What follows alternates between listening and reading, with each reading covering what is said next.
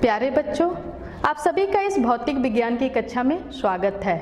मैं प्रीति सिंह, प्रवक्ता राजकीय कन्या इंटर कॉलेज इंदुपुर देवरिया से आज आपके समक्ष कक्षा 11 विषय भौतिक विज्ञान अध्याय 11 द्रव्य के तापीय गुण का भाग 2 लेकर उपस्थित हूँ। बच्चों, भाग 1 का अध्ययन आपने कर लिया है। वहाँ पे हमने तापीय प्रसार, जल का असंगत प्रसार और प्रभाव को देखा। हमने देखा कि जब ताप में परिवर्तन किया जाता है तो किस प्रकार द्रव्य यानी ठोस द्रव गैस में प्रसार होता है, सिकुड़न होता है, संकुचन होता है। वहाँ पे हमने रेखीय प्रसार गुणांक, क्षेत्र प्रसार गुणांक और आयतन प्रसार गुणांक को जाना और समझा और ठोसों के केस में विभिन्न प्रसार गुणांकों में संबंध को भी ज्ञात किया। हमने देखा कि जब टेम्परेचर बढ़ाया जाता है तो ठोस और द्रव का जो घनत्व होता है, तो टेम्परेचर बढ़ने के साथ घनत्व में क्या होती है, कमी होती है, और जब टेम्परेचर को कम किया जाता है तो घनत्व में वृद्धि होती है। लेकिन जल में असंगत प्रसार होता है, निगेटिव थर्मल एक्सपेंशन होता है और जल का जो घनत्व होता है 4 डिग्री सेल्सियस पे सबसे ज़्यादा होता है और 0 से 4 डिग्री सेल्सियस टेम्परेचर बढ़ाने पे उसमें घनत्व बढ़ता है। बच्चों, हमने इस जल के असंगत प्रसार का बहुत सारी पर्यावरणीय प्रभाव को जाना और समझा। उसी क्रम में आज हम भाग 2 में तापीय प्रतिबल, विशिष्ट ऊष्माधारिता और ऊष्मामिति का अध्ययन करेंगे और साथ ही साथ कुछ ऐसी विभिन्न घटनाओं को भी जानेंगे, समझेंगे जो हमारे दैनिक जीवन में रोज देखने को मिलती है। तो आइए हम आज उन्हीं घटनाओं को, उदाहरणों को आपके समक्ष रखते हुए अपने क्लास स्टार्ट करते हैं। बच्चों, आपने देखा होगा कि समुद्र के पास वाले स्थानों की जो जलवायु होती है वो समशीतोष्ण रहती है, अर्थात उसमें जो टेम्परेचर में वेरिएशन ज़्यादा नहीं होता है। किसान जाड़ों में अपने पौधों को बचाने के लिए, पाले से बचाने के लिए क्या करते हैं कि खेतों में जल भर देते हैं। आखिर क्यों? रोगी की सिकाई गर्म जल की थैलियों से ही की जाती है। क्यों इसमें जल का ही प्रयोग किया जाता है, कभी आपने सोचा है? और वाहनों के रेडिएटरों में जल का उपयोग शीतलक के रूप में किया जाता है। आखिर क्यों? बच्चों, जब आप इस पूरे व्याख्यान को देखेंगे तो निश्चित ही इन सभी घटनाओं के पीछे कारण को जानेंगे और आप खुद इन उदाहरणों की व्याख्या कर सकेंगे। तो आइए सबसे पहले हम आज का जो हमारा फर्स्ट टॉपिक है उसको हम देखते हैं। तो जो हमारा टॉपिक है तापीय प्रतिबल, थर्मल स्ट्रेस। आपने पिछले भाग में देखा था कि जब भी किसी छड़ को गर्म किया जाता है तो उसमें क्या होता है, प्रसार होता है। लेकिन अगर सोचिए इसी छड़ को हम किसी 2 वॉल के बीच में फिक्स कर दें, रिजिडली फिक्स कर दें, दृढ़ रूप से, दृढ़तापूर्वक उसको एकदम फिक्स कर दिया जाए किसी 2 आधार, दृढ़ आधार के बीच में या 2 दीवारों के बीच में, तो क्या होगा? इस दीवारों से भी इस पे एक फोर्स लगेगा और देखिए जब क्या होगा कि जब इसमें टेम्परेचर में हम वृद्धि करेंगे छड़ में, तो छड़ क्या होगा, छड़ का अपना उसमें तापीय प्रसार होगा और प्रसार में उसकी वृद्धि, उसमें छड़ की लंबाई में वृद्धि होगी। लेकिन ये जो दीवार है या जो भी स्तंभ है, आधार हैं जो दृढ़, वो क्या करेंगे, उस पर फोर्स अप्लाई करेंगे और इसके कारण इसमें संपीड़न विकृति उत्पन्न होगी और छड़ में प्रतिबल उत्पन्न होगा। चूंकि ये प्रतिबल ताप के कारण उत्पन्न होता है, इसलिए हम इसे बोलते हैं तापीय प्रतिबल। तो बच्चों, आइए हम तापीय प्रतिबल को और अच्छे से समझते हैं। मान लीजिए ये कोई छड़ है जिसकी लंबाई L है और इसका क्रॉस सेक्शनल एरिया A है। इसको 2 दीवारों के से फिक्स किया गया है या 2 दृढ़ आधारों से फिक्स किया गया है। यदि डेल्टा T ताप में वृद्धि की जाए, छड़ के ताप में वृद्धि की जाए, तो क्या होगा, इसमें तापीय प्रसार होगा, इसकी लेंथ में वृद्धि होगी और दीवारों पे ये बल लगाएगा। चूंकि दीवार न्यूटन के क्रिया प्रतिक्रिया नियम के आधार पर इस छड़ पे ये बल लगाएंगे ऐसे, जिसके कारण छड़ में संपीड़न विकृति उत्पन्न होगी और उसके तदनुरूप इसमें एक संपीड़न प्रतिबल उत्पन्न होगा। तो बच्चों सबसे पहले हम अगर इस छड़ का अगर रैखिक प्रसार गुणांक अल्फा एल हो तो हम यहाँ से लिख सकते हैं कि alpha L equal to delta L upon L into delta T. Question number 1, अगर इसमें रेखीय प्रसार होता है उसकी लंबाई में वृद्धि डेल्टा एल होती है, तो यहाँ से हम लिख सकते हैं alpha L equal to delta L upon L into delta T, और इसको लिख सकते हैं delta L upon L equal to alpha L into delta T. ये इक्वेशन नंबर 2। अब इसमें जो फोर्स लग रहा है दीवार के कारण छड़ पे, उसके कारण जो संपीड़न विकृति उत्पन्न हो रही है, तो उसको हम लिख सकते हैं संपीड़न विकृति equal to delta L upon L. अब देखिए हम जानते हैं यदि पदार्थ का यंग प्रत्यास्था गुणांक y है तो यंग प्रत्यास्था गुणांक y बराबर क्या होता है, अनुदैर्ध्य प्रतिबल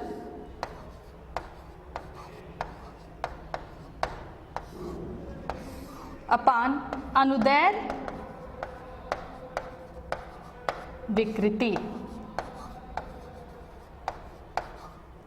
और यहां से हम लिख देंगे कि अनुदैर्ध्य प्रतिबल क्या हो जाएगा,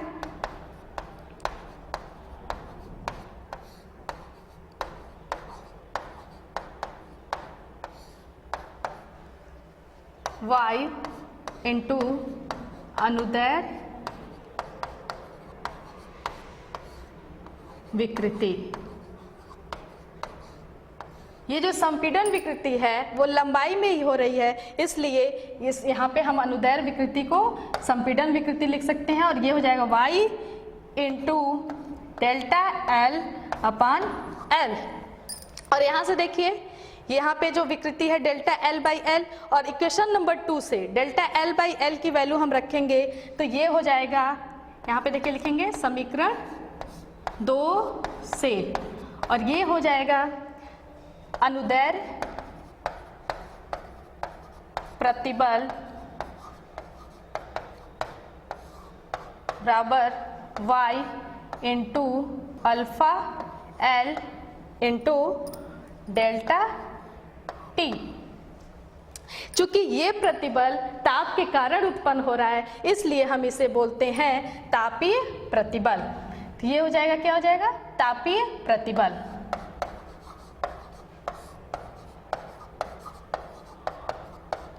और ये हो जाएगा y into alpha L into delta T. ये देखिए तापीय प्रतिबल बराबर y into alpha L into delta T.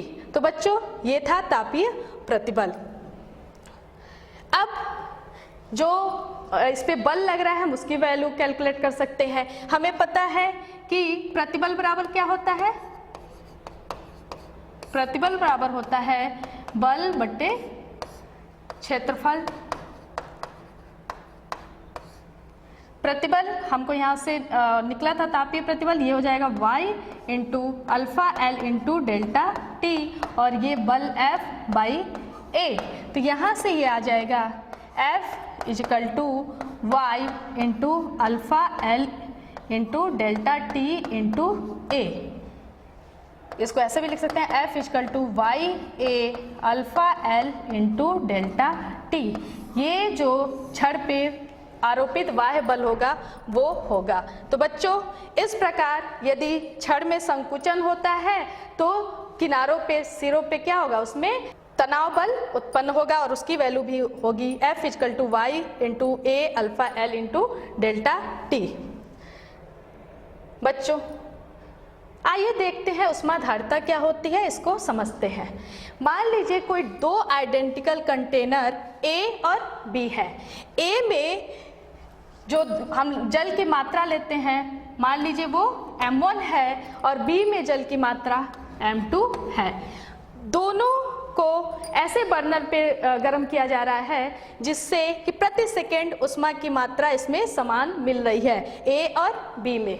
अब अगर हम दोनों को एक साथ गर्म करना स्टार्ट करें और T टाइम बाद हम देखें, इसका टेम्परेचर मेजर करें। सपोज करिए कि ए में जो जल है उसका टेम्परेचर T1 है और बी में जो जल है उसका टेम्परेचर T2 है। तो बच्चों आप ध्यान देखेंगे कि अगर T टाइम बाद, समान समय के बाद हम देखेंगे टेम्परेचर क्या है, T2 जो होगा वो T1 से कम होगा।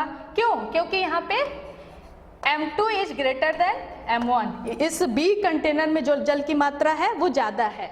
कहने का अर्थ है कि समान ताप तक गर्म करने के लिए जिसमें अधिक पदार्थ की मात्रा होगी उसको अधिक उष्मा की आवश्यकता होगी, अर्थात इसकी उष्माधारिता अधिक है कंपैरिजन टू जिसमें कम जल की मात्रा है। तो इस प्रकार हम कह सकते हैं कि B की जो उष्माधारिता होगी वो A की उष्माधारिता से अधिक होगी, क्योंकि इस पदार्थ के टेम्परेचर में एकांक वृद्धि करने के लिए उष्मा की जो मात्रा होगी वो ज़्यादा होगी। और ये समान अनुभव की भी बात है कि अगर आप बहुत ज़्यादा पानी गर्म कर रहे हैं और एक छोटे बाउल में पानी गर्म कर रहे हैं तो कम पानी जल्दी गर्म हो जाता है। तो बच्चों यहाँ से हम उष्माधारिता को डिफाइन करते हैं कि capital S equal to delta Q upon delta T। उष्मा की वह मात्रा जो किसी पदार्थ के ताप में एकांक परिवर्तन करने के लिए उस पदार्थ द्वारा अवशोषित अथवा बहिष्कृत की जाती है उस पदार्थ की उष्माधारिता कहलाती है। उष्माधारिता का मात्रक जूल प्रति केल्विन अथवा जूल प्रति डिग्री सेल्सियस होता है। आपने प्रायः देखा होगा कि जब भी हम द्रव को गर्म करते हैं थोड़ी देर बाद क्या होता है, उसमें बुलबुले उठने शुरू होते हैं, टेम्परेचर उस पानी का अधिक होने लगता है। तो अब प्रश्न ये उठता है कि कोई भी पदार्थ है उसके टेम्परेचर में वृद्धि करने के लिए जो आवश्यक उष्मा है वो किन किन कारकों पे निर्भर करती है। तो आइए उसको एक प्रयोग द्वारा देखते हैं। मान लीजिए ये कोई कंटेनर है जिसमें M द्रव्यमान है पानी का M द्रव्यमान इस कंटेनर में रखा गया है और उसको हीट किया जा रहा है और उसको उष्मा दी जा रही है। अब हम ये जानना चाहते हैं कि 20 डिग्री सेल्सियस इसके टेम्परेचर में 20 डिग्री सेल्सियस की अगर वृद्धि की जाए तो कितना समय लगेगा। तो इसके लिए जैसे ही हम बर्नर पे इसको रखेंगे हम स्टॉप वॉच से क्या करें, उस ऑन करके उसका समय नोट कर लेते हैं। तो मान लीजिए इस M द्रव्यमान के पानी को हम गर्म कर रहे हैं और उसके टेम्परेचर में 20 डिग्री सेल्सियस की वृद्धि जब हो जाती है तो हम टाइम T को देखते हैं। मान लीजिए वो टाइम T1 है। फिर उसके बाद इसी M द्रव्यमान के पानी को ताप में हम 40 डिग्री सेल्सियस की वृद्धि को मेजर करते हैं। जब ये 40 डिग्री सेल्सियस होता है और फिर हम टाइम T2 नोट कर लेते हैं। हम देखेंगे कि जो T2 है, जो T2 होगा वो लगभग बराबर होगा 2T1 के, अर्थात जो पहले टेम्परेचर 20 डिग्री सेल्सियस की वृद्धि के लिए जो समय लगा था उसके लगभग दूना के बराबर होगा। ये था पहला चरण। अब हम दूसरे चरण में आते हैं। हम द्रव्यमान को, जो पहले M द्रव्यमान का वाटर था, हम उसको क्या करते हैं, बढ़ा देते हैं और यहाँ पे हम 2M द्रव्यमान ले लेते हैं पानी का और उसको पुनः गर्म करते हैं और देखते हैं कि इसके ताप में 20 डिग्री सेल्सियस वृद्धि करने पर कितना समय लगा। तो जब इस समय को हम नोट करेंगे T को और देखेंगे कि जो प्रथम चरण में समय लगा था T1, ये प्रथम चरण में लगे हुए जब हम M द्रव्यमान के जल को गर्म कर रहे थे कि उसका टेम्परेचर 20 डिग्री सेल्सियस तक पहुँचे, तो उस समय जितना समय लगा था, अब 2M द्रव्यमान को जब पानी को हम गर्म करेंगे और देखेंगे कि 20 डिग्री सेल्सियस की ताप वृद्धि करने पर कितना समय लगता है, तो हम देखेंगे ये उसके लगभग 2 गुना होता है। तीसरे चरण में हम आते हैं। समान मात्रा क्या, हम पानी और ऑयल, वेजिटेबल ऑयल, तेल लेते हैं और उसको गर्म करते हैं। उसमें भी हम देखते हैं कि 20 डिग्री सेल्सियस तक इसमें ताप वृद्धि की जाए। तो हम देखेंगे कि जल से पहले ये तेल गर्म हो जाता है, उसका टेम्परेचर 20 डिग्री सेल्सियस पहले ही प्राप्त हो जाता है, वृद्धि हो जाती है। अर्थात समान मात्रा के जल के कंपैरिजन में समान मात्रा के तेल को गर्म होने के लिए कम उष्मा की आवश्यकता होती है। तो इस प्रकार हम देखते हैं कि जो उष्मा की मात्रा है डेल्टा Q, वो पदार्थ के द्रव्यमान और टेम्परेचर में जो वृद्धि हुई, ताप वृद्धि के अनुक्रमानुपाती होती है। यहाँ से हम लिख सकते हैं delta Q equal to S into M into delta T। ये स्मॉल s है, इसे हम बोलते हैं पदार्थ की विशिष्ट ऊष्माधारिता, जो पदार्थ का अभिलक्षण होता है। अलग अलग पदार्थों के लिए ये अलग अलग होगा। तो इस प्रकार जो ऊष्मा की मात्रा है, टेम्परेचर वृद्धि के लिए आवश्यक ऊष्मा की मात्रा है, वो पदार्थ के द्रव्यमान, पदार्थ के टेम्परेचर वृद्धि तथा पदार्थ की प्रकृति पर निर्भर करती है। बच्चों, यहाँ से हम यदि m द्रव्यमान के किसी पदार्थ द्वारा डेल्टा T ताप परिवर्तन के लिए डेल्टा Q ऊष्मा की मात्रा अवशोषित अथवा बहिष्कृत करनी हो, तो उस पदार्थ की विशिष्ट ऊष्माधारिता S को हम इस प्रकार लिख सकते हैं S equal to capital S by M, जहाँ कैपिटल S है ऊष्माधारिता और चूंकि कैपिटल S था वो है delta Q upon delta T। और हम यहाँ से देख सकते हैं कि जो विशिष्ट ऊष्मा आएगी 1/m delta Q upon delta T, अर्थात किसी पदार्थ की विशिष्ट ऊष्माधारिता ऊष्मा की वह मात्रा है जिसे उस पदार्थ का एकांक द्रव्यमान अपने ताप में एकांक परिवर्तन करने के लिए अवशोषित अथवा बहिष्कृत करता है। विशिष्ट ऊष्माधारिता का SI मात्रक जूल प्रति kg प्रति केल्विन होता है। बच्चों, मोलर विशिष्ट ऊष्माधारिता क्या होता है? जब हम द्रव्यमान को किलोग्राम में न लेके हम मोलों की बात करते हैं पदार्थ की मात्रा को, तो वहाँ पे जो विशिष्ट ऊष्माधारिता होती है वो मोलर विशिष्ट ऊष्माधारिता कहलाती है। किसी पदार्थ की मोलर विशिष्ट ऊष्माधारिता ऊष्मा की वह मात्रा है जिसे किसी पदार्थ का 1 मोल अपने ताप में एकांक परिवर्तन करने के लिए अवशोषित अथवा बहिष्कृत करता है। मोलर विशिष्ट ऊष्माधारिता का SI मात्रक होता है जूल प्रति मोल प्रति kelvin. C equal to S upon mu. S क्या है? ऊष्माधारिता है उस पदार्थ की, और म्यू क्या है? म्यू मोलों की संख्या। तो इस प्रकार C equal to delta Q upon mu into delta T लिख सकते हैं। बच्चों, ये जो सूत्र है, ये फॉर्मूला है, ये ठोस तथा द्रव के लिए पर्याप्त है लेकिन गैसों के लिए पर्याप्त नहीं है। क्यों? आप यहाँ से देख सकते हैं कि गैसों की जो विशिष्ट ऊष्माधारिता होगी वो 0 से लेके अनंत तक हो सकती है। क्यों? आप इसको समझिए। यदि कोई गैस है, उस गैस को हम कोई भी ऊष्मा नहीं दे रहे हैं लेकिन उसको संपीड़ित करते जा रहे हैं, तो भी उसका टेम्परेचर में वृद्धि होगी। अर्थात उसमें टेम्परेचर में वृद्धि हम उसको संपीड़न के द्वारा किया जा रहा है। चूंकि डेल्टा Q यहाँ पे हम 0 दे रहे हैं, कोई ऊष्मा नहीं उसको दे रहे हैं, तो यहाँ से C इक्वल टू क्या हो जाएगा? 0 अपान म्यू इंटू डेल्टा T अर्थात 0। इस केस में जब इसका संपीड़न किया जा रहा है, कोई ऊष्मा बाहर से नहीं दी जा रही है, तो गैस की जो विशिष्ट ऊष्माधारिता 0 होगी। दूसरा केस, अगर कोई संपीड़ित गैस है, अचानक उसका प्रसार कर दिया जाए तो टेम्परेचर क्या होता है कि एकदम गिर जाएगा। लेकिन अगर बाहर से हम उसको इतना ऊष्मा दें कि उसके ताप में कोई परिवर्तन ना हो, अर्थात डेल्टा T 0 हो जाए, तो डेल्टा T क्या हो जाएगा? ये हो जाएगा 0 और C इक्वल टू हो जाएगा delta Q upon mu into 0 और C इक्वल टू इनफाइनाइट हो जाएगा। अर्थात जो गैस की विशिष्ट ऊष्माधारिता 0 से लेके अनंत तक कुछ भी हो सकती हैं। जो गैस की विशिष्ट ऊष्माधारिता इस बात पर निर्भर करती है कि गैस को ऊष्मा देते समय दाब और आयतन की परिस्थितियां क्या थी। तो इस प्रकार 2 विभिन्न परिस्थितियों में गैस की ऊष्माधारिता को परिभाषित किया जाता है। गैस की विशिष्ट ऊष्माधारिता 2 होती हैं। पहला नियत दाब पर मोलर विशिष्ट ऊष्माधारिता Cp और दूसरा नियत आयतन पर मोलर विशिष्ट ऊष्माधारिता Cv। Cp क्या होता है? नियत दाब पर किसी गैस के 1 ग्राम अणु या 1 मोल के ताप में एकांक परिवर्तन करने के लिए आवश्यक ऊष्मा की मात्रा को नियत दाब पर मोलर विशिष्ट ऊष्माधारिता कहते हैं और इसे Cp से प्रदर्शित करते हैं। नियत आयतन पर मोलर विशिष्ट ऊष्माधारिता क्या होती है? नियत आयतन पर किसी गैस के 1 ग्राम अणु या 1 मोल गैस के ताप में एकांक परिवर्तन करने के लिए आवश्यक ऊष्मा की मात्रा को नियत आयतन पर मोलर विशिष्ट ऊष्माधारिता कहते हैं और इसे Cv से प्रदर्शित करते हैं।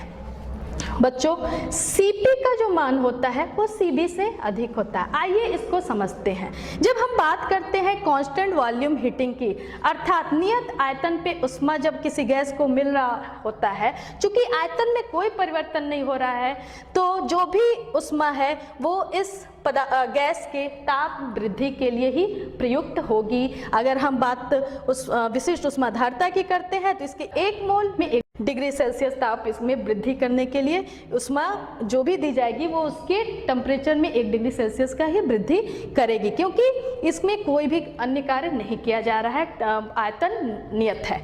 जब हम बात कर रहे हैं कांस्टेंट प्रेशर हीटिंग की, अर्थात नियत दाब पे अगर हम किसी गैस को गर्म कर रहे हैं तो जो भी ऊष्मा जाएगी अब वो 2 कार्यों में प्रयुक्त होगी। पहला क्या होगा, जैसे ही गैस को गर्म करेंगे तो उसमें एक्सपेंशन होगा, और जो गैस होगा वो गैस के अणु क्या करेंगे कि इस पे जो बाह्य दाब है उसके विरुद्ध कार्य करेगा, और इस ऊष्मा का कुछ पार्ट इसके ताप में वृद्धि भी करेगा। अर्थात जो दी गई ऊष्मा है इसके 2 कार्यों में प्रयुक्त हो रही है, एक तो गैस द्वारा बाह्य दाब के विरुद्ध कार्य करने में, और दूसरा इसके गैस की ताप वृद्धि में। इसलिए हम कहते हैं Cp का मान Cv से अधिक होता है।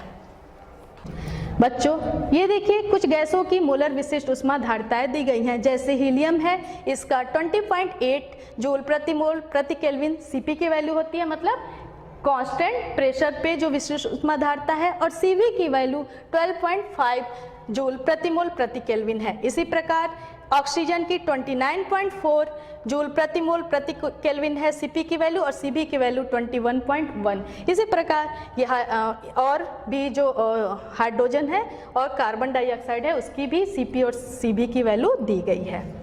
बच्चों यहाँ पे वायुमंडलीय दाब तथा कक्ष ताप पर कुछ पदार्थ की विशिष्ट ऊष्माधारिताएं दी गई हैं, जैसे एल्युमिनियम, कार्बन, तांबा, लेड, चांदी, टंगस्टन, जल।